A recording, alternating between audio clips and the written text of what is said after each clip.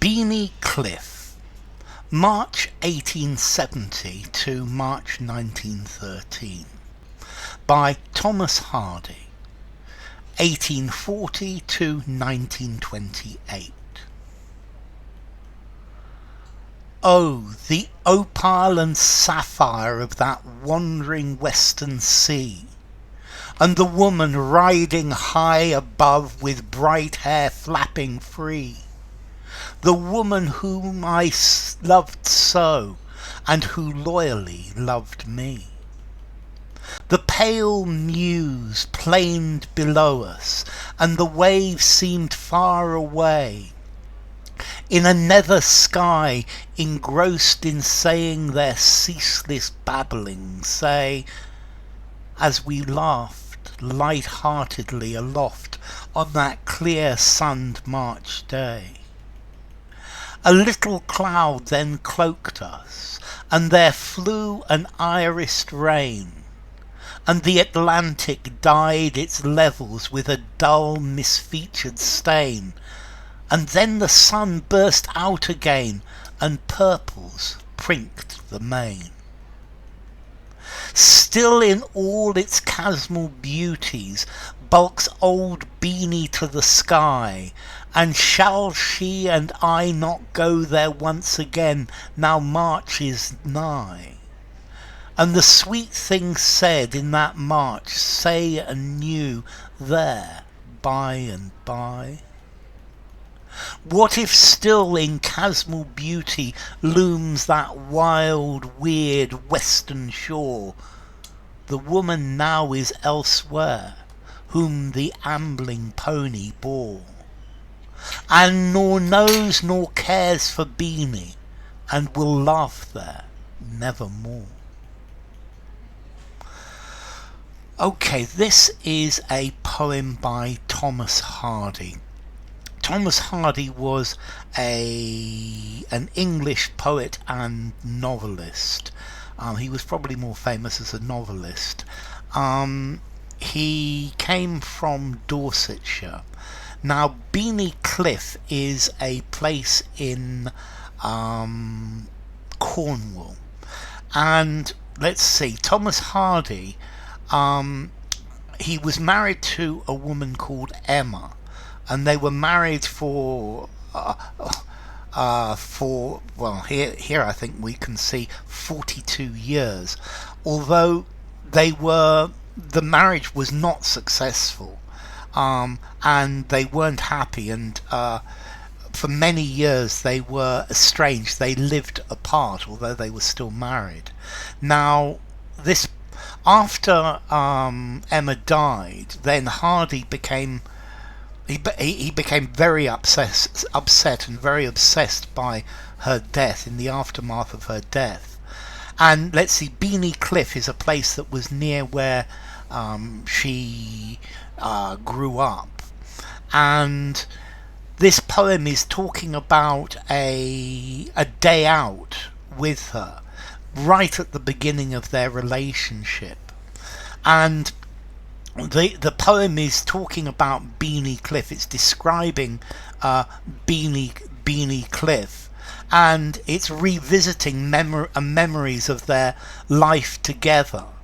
And this poem is talking about how memories and circumstances intertwine, and how the way he feels about this place has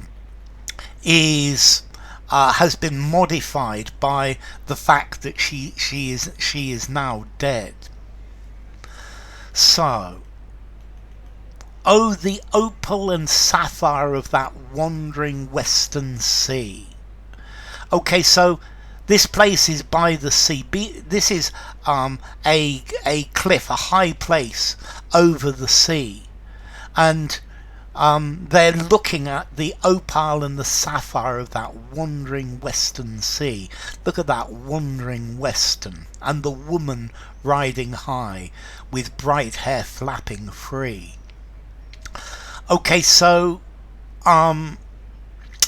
he describes the sea as opal and sapphire, and I think the opal and the sapphire, these have almost a watery quality underneath their surfaces, and this is why he's using this metaphor to start with. And the woman riding high above with bright hair flapping free. So she's standing on the top of the cliff, and she's looking down, and her hair is flapping. The wind is blowing her hair. The woman whom I loved so, and who loyally loved me. So look at this woman whom I loved so and loyally loved. We've got lots of L's there as well. So this is the woman who he loved. He was in love. He was deeply in love with her, and she loved him. But this is right at the beginning of their relationship, and clearly he feels very strongly for her. Now, I think another thing that's interesting is that each of these lines, there are 3 lines in the stanza, and I think if it was 4, it would have more harmony. So I think the fact that the lines are the stanzas have 3 lines each. This is something that is showing that there's something not quite whole. There's something not quite right.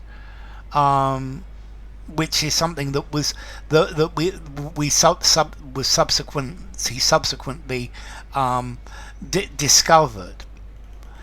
The pale mews planed below us, and the waves seemed far away, in a nether sky engrossed in saying their ceaseless babbling say, as we laughed light-heartedly aloft on that clear sunned March day.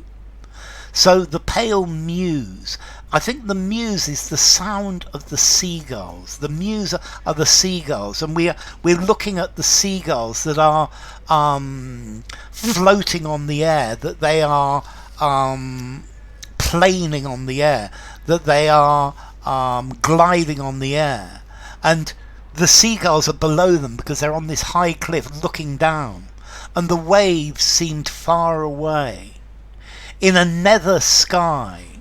Okay, I like this nether sky. Nether is normally talks about under. So the sky is it seems as if the sky is underneath them. So the seagulls are in a sky underneath them, engrossed in saying their ceaseless babbling say. So I think this is perhaps the waves. The waves are making their sound. In the distance we can hear the mews of the seagulls, and we can hear the babbling of the waves, as we laughed light-heartedly aloft on that clear sunned March day.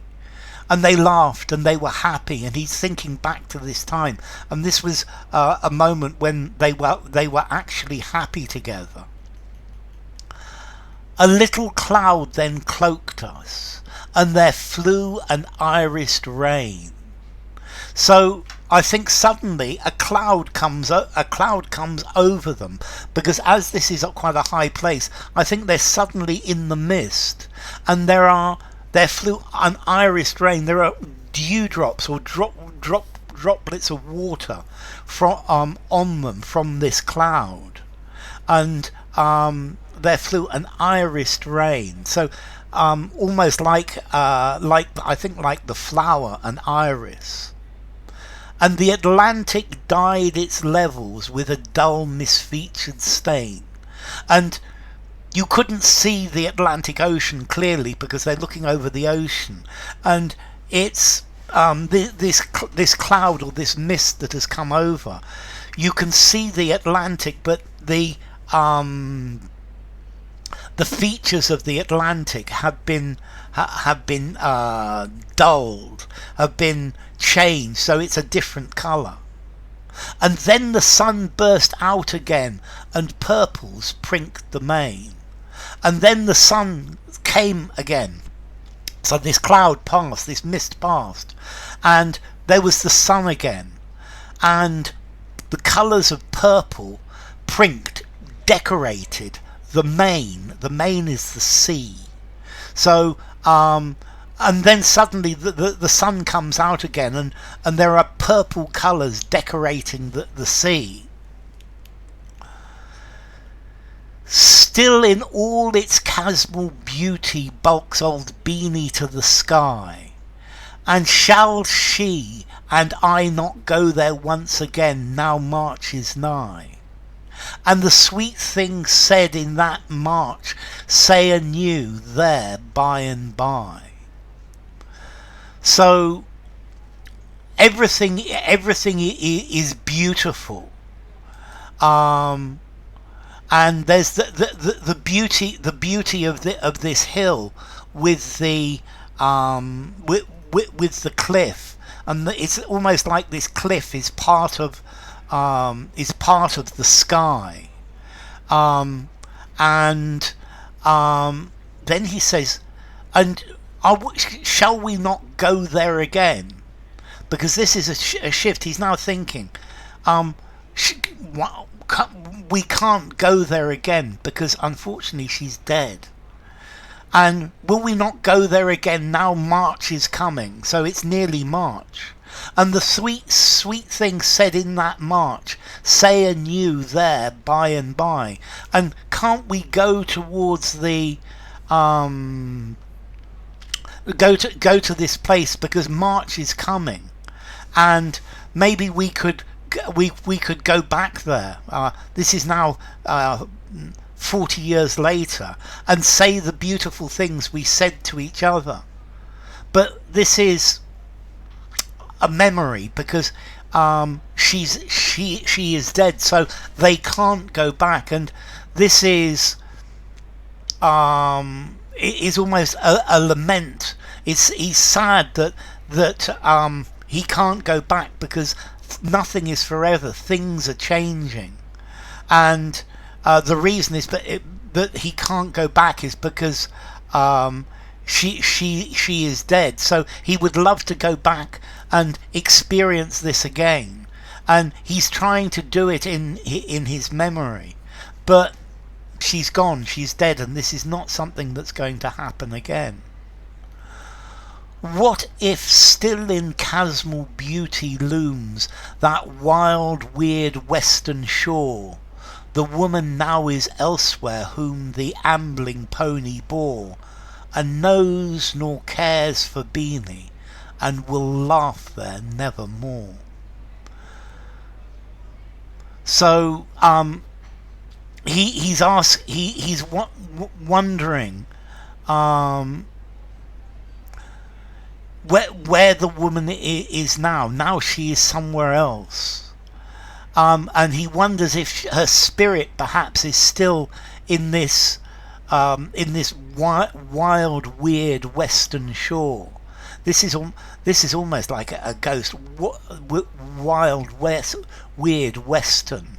The woman, but this woman is elsewhere. She's gone somewhere else, and he then has a memory of her riding a pony. But then finally, and nor knows nor cares for Beeny, and will laugh there nevermore.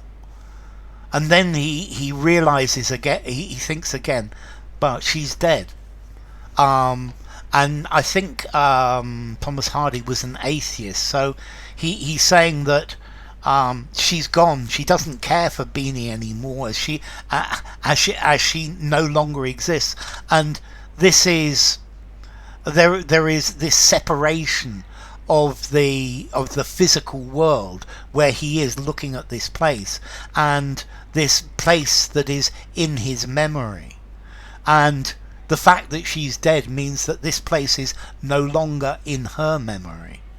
And he's thinking about her, and he's feeling rather melancholic. He's thinking about this Memory,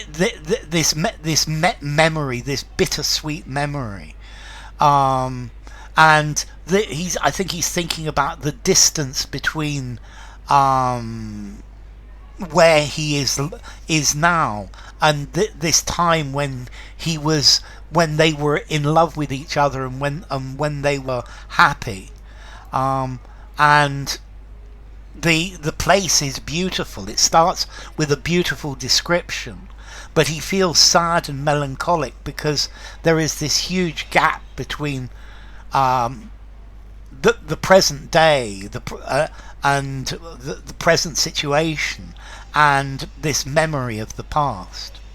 So, Beeny Cliff by Thomas Hardy.